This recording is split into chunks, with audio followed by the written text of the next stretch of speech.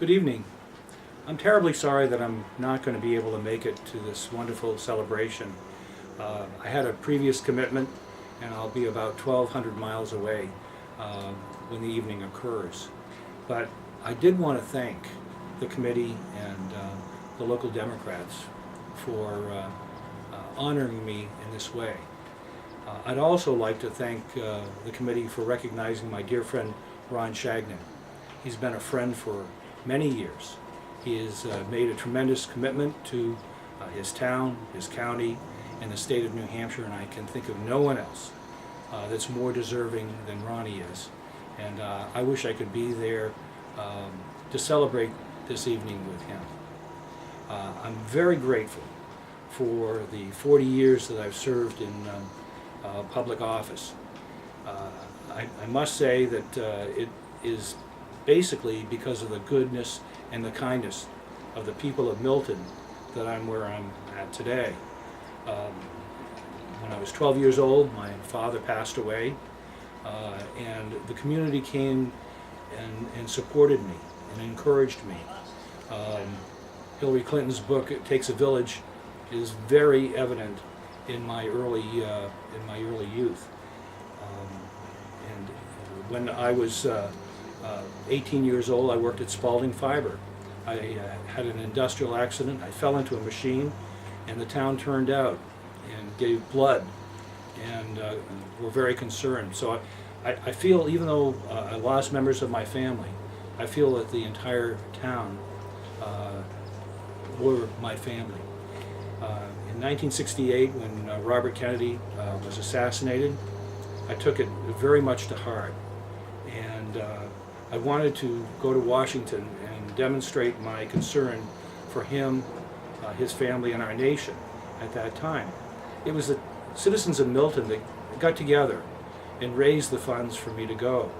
And during that day, I stood with the residents of Resurrection City that Martin Luther King had planned, across from the Lincoln Memorial.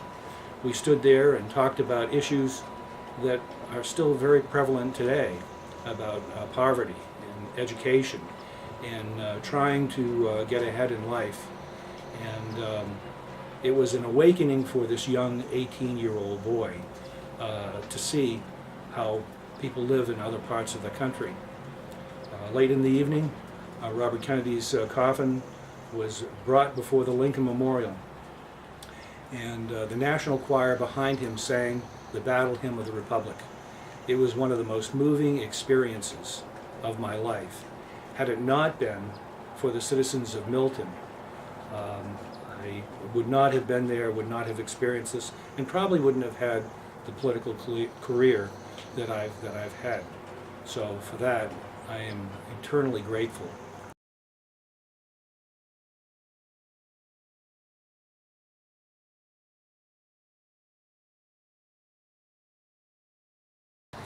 I'm a really good actor.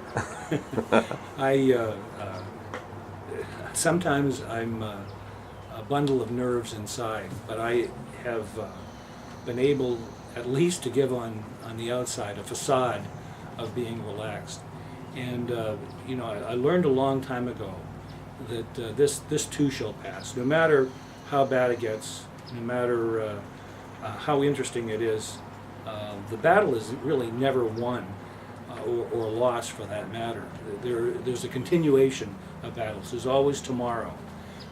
It's probably from my years in the New Hampshire House of Representatives that this comes.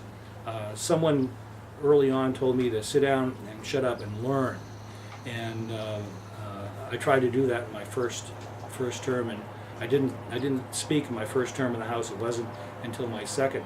But I learned very early on that the ally that you have today may be on a different side of the issue tomorrow, and vice versa.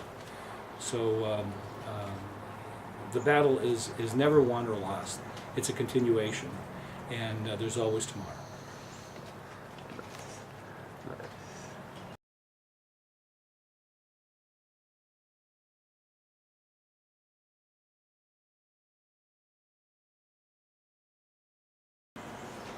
it was good and bad at the same time. It was the 1984 election of